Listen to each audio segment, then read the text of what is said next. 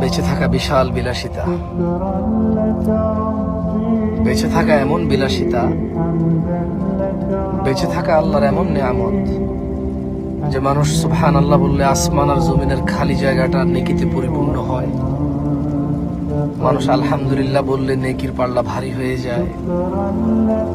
বেঁচে থেকে মানুষ আল্লাহুম্মা সাল্লি আলা মুহাম্মাদ দুরূদ পড়লে 10টা নেকি হয়, 10টা গুনাহ ক্ষমা হয়, মর্যাদা বৃদ্ধি হয়,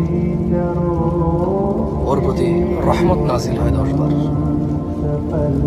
বেঁচে থাকলে ফজরের 2 রাকাত সুন্নত আদায় করলে দুনিয়াতে যা আছে এর চেয়ে বেশি কিছু পাওয়া যায়।